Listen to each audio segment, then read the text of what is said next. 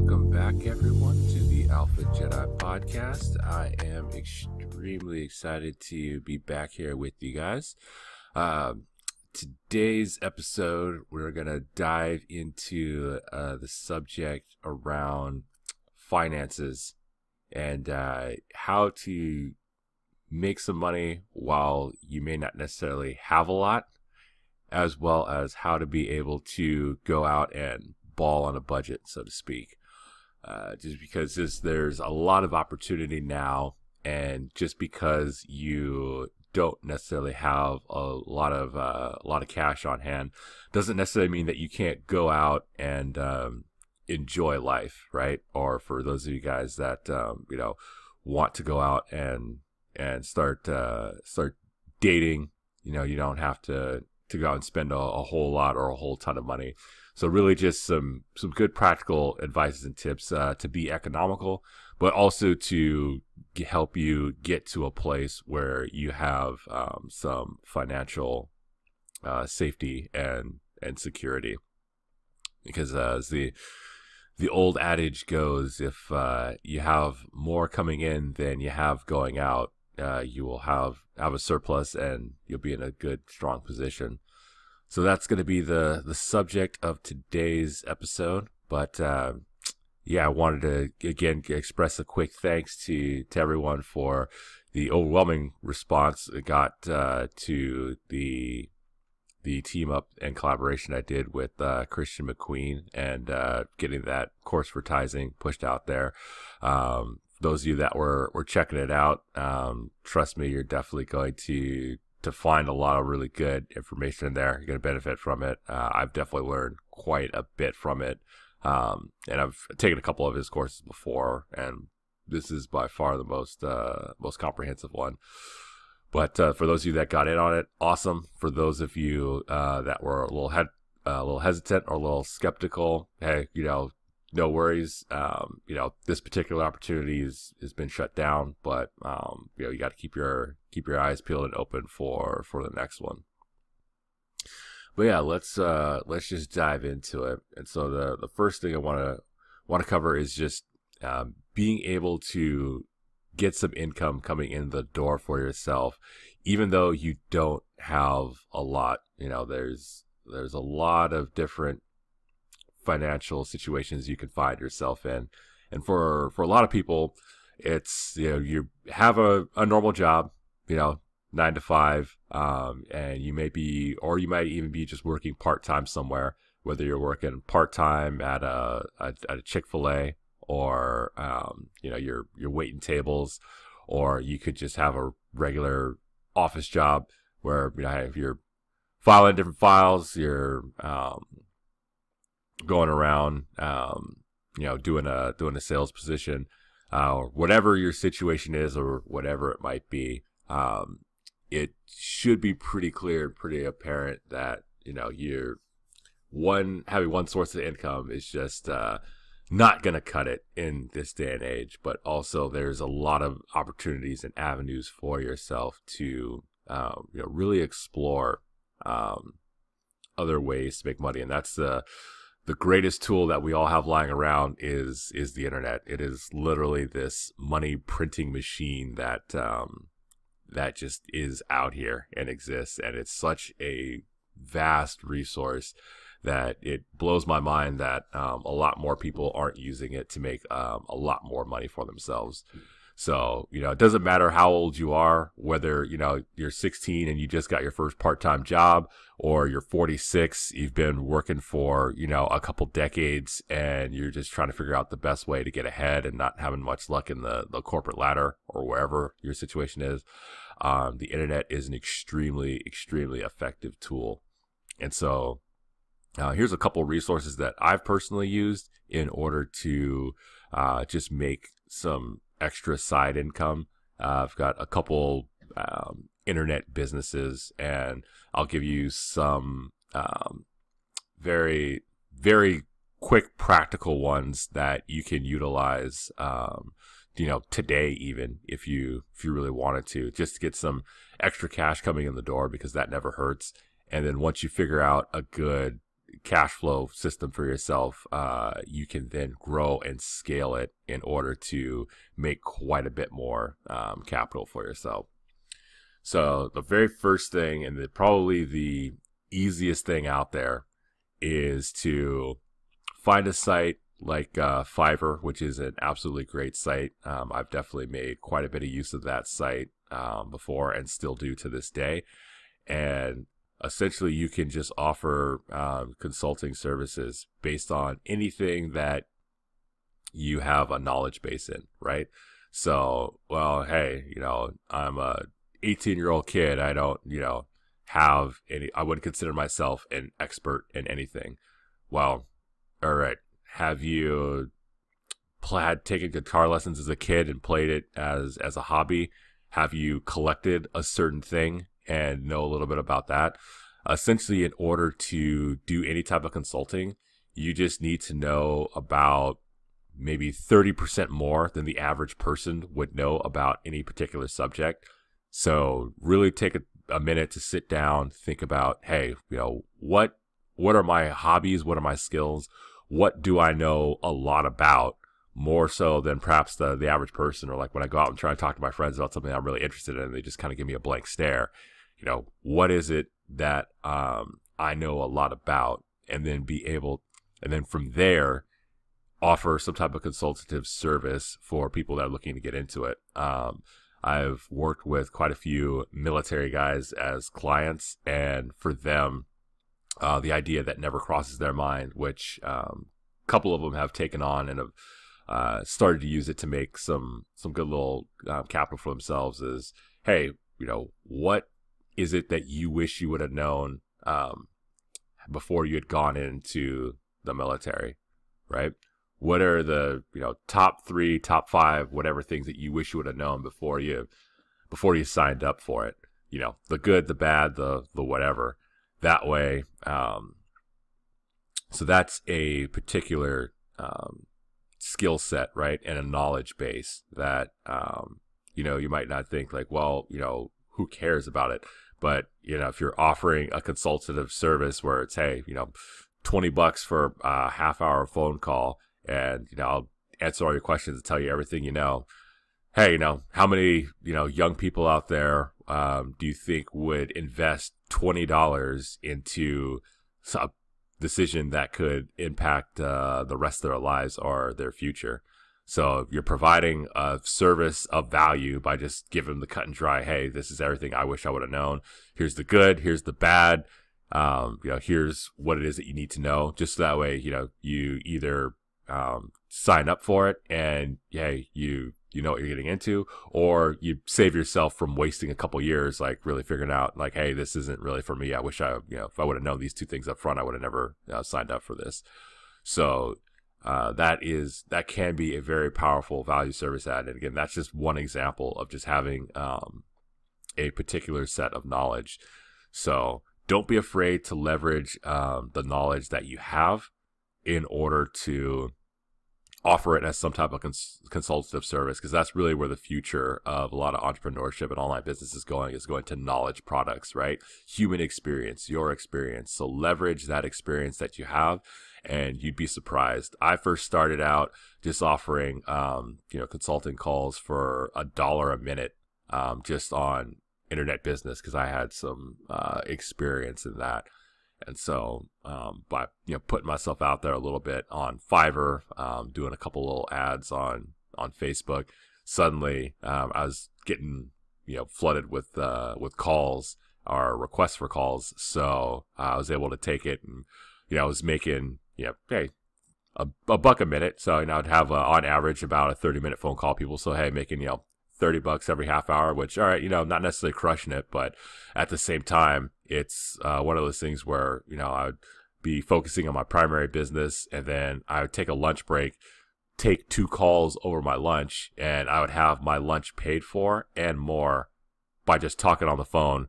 And hey, I'm eating, having lunch, but making money at the same time, right? Because I'm, just sharing my knowledge with some people that don't have the knowledge that I have, or need some help and some guidance.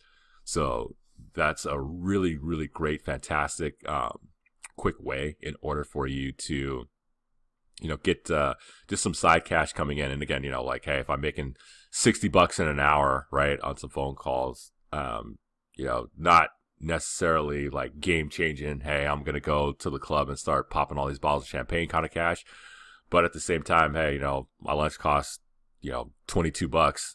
Well, guess what? Now I just covered my lunch and more in the first half hour. And then the next half hour phone call I had, covering lunch for tomorrow, right?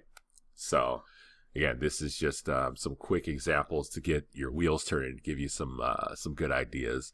Another thing that you can do, or service, is that you can provide is a type of service where you essentially you're taking on and doing the work that people don't want to do.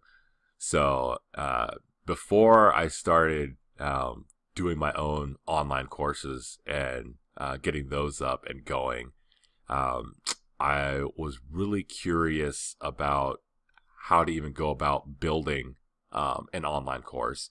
And I'd taken some courses on it before, so I had some good rudimentary knowledge, but still just putting it all together, piecing it together in a way that was going to make sense to somebody. It was still something that I wanted to play around with a little bit more. And then I had the idea of, well, why not get paid for it? So I offered a course building service where, hey, for $400, I could build a 1-hour online course, which actually it turned out the amount of work that I was doing, I was vastly underpricing it. But again, it was a bit of a learning curve, right? And a bit of an experiment for myself. But again, online courses are definitely a great way to make a lot of money. And they're a fantastic product that you can sell over and over and over again and provide a lot of value to people. But they can be time intensive to make, and it can be a very painful process to make them. So, hey, people are looking for shortcuts or for ways around it. So I actually wound up getting paid to do my own homework and research on learning how to build courses. So after building, I think I started out at, I think about $400 to build a 1 to 2 hour course for people. That was the starting price. And eventually I think I wound up building over 25 courses for people. So one, I learned a lot about a bunch of different subjects that I previously didn't know too much about. So I'm just gaining that knowledge for myself. But then two, I was also able to build different projects, build different courses and different course styles for aimed at different types of people. So I got paid to basically do homework and do research. And so again, it's offering a service that alleviates a pain point for people, because there are a lot of people that have a lot of good ideas and source material, but they don't want to put together a course because they don't have the time, or it's just really painful for them, or they just, don't understand how to fully do it. So I was able to provide that service, get paid for it. And then I've been able to take that and leverage it into the current courses that I build for myself and put out there. So again, this is, just a really, this is something that you can start doing, tomorrow, and you can start leveraging this in order to get, capital coming in for yourself in the short term. So, don't think that it's something that you have to, be a fully ordained expert in, or that, people need to see a very, long marketing sales page explaining all your background and your qualification. Just simply put out, hey, I offer this type of service. And again, a great example of it is you can use Fiverr.com, a fantastic place in order to get just started, get your feet wet. There are a lot of other places, but that's the place I usually recommend people start, because it's very popular, very accessible, and there's a lot on there that you can see and do research and take a look and see what other people are kind of doing to give ideas for yourself.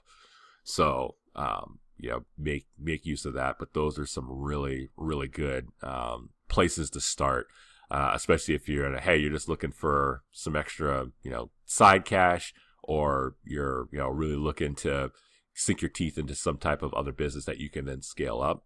So these again are just some good starting places, especially if you don't know where to go or you haven't really gotten your feet wet on any of it. So that's covering that subject. The next thing I want to kind of segue into is going to be segueing into the idea of being able to ball on a budget, so to speak, or be able to just live and enjoy life without having to break the bank. And it's very true. Don't always live within your. I think MJ DeMarco said it best. He said, "Live within your means, and if your wants exceed those means, then it's time to increase your means." So don't break the bank. Don't take on debt if you don't have to. Debt is a useful tool if it's strategic debt, where it's, hey, I need to borrow $1,000 so I can get this site and my email list and funnel and all this set up, but I'm going to be selling, a product that is going to cost, $500, and I only need 2 sales to make that $1,000 back or something like that. So, I mean, strategic debt is definitely something that can be extremely useful. But again, don't just take on debt for the sake of taking it on. Or, I've definitely made that mistake before where it's like, oh, well, I only need X amount, but they're offering me this amount. Well, let me take a little bit extra just in case. And then not being responsible with it wound up, leading to some unnecessary stress that I did not have to endure, all because, there was a little financial discipline that was lacking. So, if you're going to take on debt, definitely make sure that it's strategic debt, have an action plan for that debt, and make sure that, you have a way out for yourself, so to speak, where it's, hey, something happens or pops up, you aren't saddled with trying to pay back, $400 a month when that's going to really stretch or hurt your budget. Make sure that it's going to be a very manageable number in case of an emergency. But again, that could be a whole other podcast topic in itself. I'm going to be focusing more on, how to just kind of enjoy your life now, even though you may not necessarily have a ton of cash. And what's great about the era that we live in now is that there's so many ways that you can, access a bit of the luxury lifestyle without necessarily having to pay, the luxury premium for a lot of different things. So, some really, really good, just practical tips for yourself is one is going to be, discipline, right? You go out, especially in a city like Los Angeles, where it can definitely be very pricey, right? Or, I've gone out with some friends and we've, racked up a bill of $300 in just tacos alone. And that's not even getting to the alcohol. Like, you can very quickly find yourself in some scenarios like that. But hey, we're making good cash at the time, and we could afford it and had a good blast of a time that night. So, no regrets on that front. But, if it's one thing where it's like, hey, I've only got, I got $2,000 in my account, I got to pay $1,500 for rent. If I go out and spend, $300 in tacos, that's going to be highly, highly irresponsible. So, just do some basic budgeting, really, is all you need to do is, hey, how much cash do I have that's disposable? And then, depending on what it is that you want to do, if you are a nightlife person, you want to go out to, a fancy place and, grab a cocktail, hey, budget out for yourself, like, hey, 1 or 2 cocktails, do it once or twice a week. You'll be fine, right? Having 1 or 2 cocktails, you're probably going to wind up spending maybe $30, and then after, tip, maybe $35, and you do that a couple times a week, then you're at about 60 or so-ish dollars. But, make sure that you maintain strict discipline. And again, there's absolutely nothing wrong with, hey, I've been that point where, I've been like so broke, but, was going to go meet up with a potential business client. So, got to the place early and then just had a Sprite with some lime in it, so that way it looked like I might be having something else. Or you can always get a glass of water with some bitters, lemon, lime, and no one's gonna know the difference, or whatnot. Or for those of you that don't drink, but always hate having that conversation of explaining to people like, yeah, I know I don't drink, I don't care if you guys drink or whatever. Like it's cool. I'm just here doing my thing. So there's some nifty little tips and tricks for you right there. But yeah. Another tip for you guys as well, for if you want to be able to quote unquote go out there and ball on a budget, is take advantage of special offers for certain places. There's a lot of them that are just kind of floating out there, but also a lot of places have sort of VIP membership programs that you may not necessarily be aware about. So when you're out and about in the world, make sure, especially if you have places that you like, get to know the general managers of places, get to know the staff. If they like you, they see your face, they see you're regular, they see you're bringing business in there, then you can get some invites to some VIP programs that the general public isn't aware of, and that can actually save you quite a bit of money. Where I've got a couple of VIP memberships at quite a few places out here in LA, and it actually makes my nights out like far more cost effective, and it's great. Like I can take my parents out to a cool high-end restaurant, and they will on certain nights I get half off my bill. So then it's like, hey, saving money that way, but then also having my parents be treated like royalty is great. And again, this is if you want to go for that very high-end kind of balling out sort of lifestyle, get to know the general managers, get to know the staff, get to know your bartenders. Bartenders are great because, hey, you take care of them, they'll take care of you. I've definitely had some nights out where it's like, hey, the tab on the alcohol should have been $400, but we've only wound up getting charged for 3 drinks, which is spectacular. And it also saves you some cash. So don't think that you have to just go out and just keep spending money. Like you absolutely don't need to. So part of it is just getting to know the people that are working at the places that you like to go to and that you like to frequent. Just hey, get to know them, add some value, show your face, just be friendly, and just let them know that you appreciate the work that they do, especially with general managers. I cannot tell you how many times where I go to a restaurant, I like the space, I like the vibe, and it could be, I don't even have to be ordering, like a $80 meal. I could just be, ordering like, right, the cheapest thing on the menu and just having a glass of water and the free bread that they put out, right? And then, I'll ask for a busboy or something, and or see like a busboy or somebody else who isn't my server, and I'll say, hey, can you get the floor manager over here? Or, can you get the manager over? And the manager will come over with a really worried look on their face and they say, hey, I just want to let you know that my server so-and-so is awesome, and I appreciate everything that they're doing, and I really like this place and coming here. And you'd be amazed at like how many times people are like, oh my gosh, like, well, yeah, we're really glad to have you here. We're relieved, and so-and-so is really awesome. So then, of course, they're going to go and, tell their server later, and then they're going to have a good time. And so the next time you come, hey, guess what? You're might find yourself on the other side of some preferential treatment. So, just be cool, and, get to know people well, but also, let them know that you, hey, appreciate the work. Let them know that they're, doing a good job, and, let their bosses know that they're doing well. It just reflects really good on you. It shows that you're a genuine person that is genuinely taking some appreciation. And, you're not coming in here demanding, a whole bunch of stuff. Like, you aren't that person that's coming in saying, I want to talk to the manager. I demand that you comp my meal, or this, that, or the other. Like, you're building and fostering a genuine relationship. So, this will help you save money in the long term.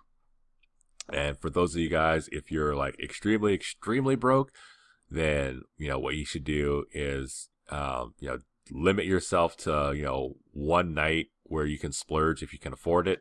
And if you absolutely can't afford like 1 or 2 nights where you can splurge a little bit, then you need to pay attention to the first half of this podcast and really start getting some side cash and side capital coming in. That way, you can have a little bit of breathing room to enjoy life. Because a lot of people, they really mismanage their budgets and their finances. And so that's how they get into, crazy credit card debt. They wind up, I've known people that have gone out and like on a night drinking, blown rent money and been like, hey man, I need a little bit of help being, hooked up. And I'm like, all right, I understand if you do this once, like, all right, man, like we all have a bad time, like, no problem. But it's like the second time you come and ask me about this, it's like, sorry, dude, like, you got to suffer a little bit and figure this out, because that's just plain and simply being irresponsible. So, make sure that you have all your bases covered. And then whatever extra you have, you definitely want to be putting a little bit away to have a little bit of cushion for yourself in case anything pops up. But also, it's part of the human experience. You got to enjoy life a little bit. Human beings were meant for so much more than just going to work and then dropping dead one day. So, take a little bit of that capital and go out, whether it's, your thing is you want to go sailing for a day, and it's not that expensive to go sailing either. You can do it for $50 or less, depending on where you live. Or, hey, you want to go to a nice restaurant, have a good meal. You want to go to a bar, go find some, good drinks, or whatever it is that you want to do, whatever your activity is. You go to a museum or whatnot. Make sure that you're budgeting for it, and keep your expenses at a minimum, right? So if you've got 18 different streaming services, ask yourself, hey, am I really using all these streaming services? Because again, if your budget is very pressed, then there's certain things that you should definitely cut out and trim the fat on. So that way, you're making the most of your budget. Now, if you're doing well and, hey, you can afford to have 18 different streaming services, great, by all means, more power to you. But, for some people that I know out there that are, they've got, Netflix, Hulu, Amazon streaming services, Apple Music that they're streaming.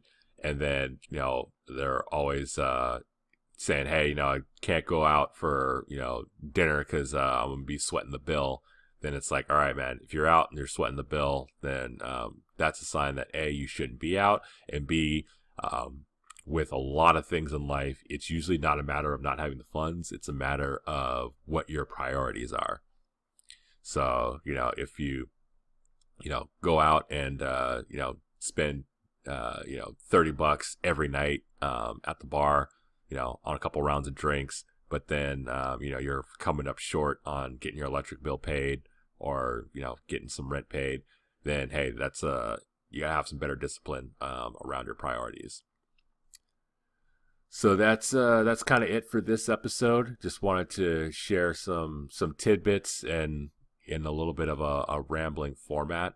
But there's going to be some more podcast episodes to come. I'm working right now on chasing down some very fun, very exciting guests. So it's just going to be a matter of making sure that both of our schedules line up. That's really been the only challenge at this point. But got some really fun stuff coming down the pipeline, the woodworks for you guys. And we'll definitely be touching on some more financial-based topics, especially topics around and related to being able to make money. But also, we'll still keep up the content on the dating stuff because, again, the top two things that most people are concerned about right now is getting paid and getting laid. And, hey, that's in a nutshell what life can boil down to a lot of the time. So that is all that I have for this episode. Thanks very much for tuning in, and I will see you in the next episode.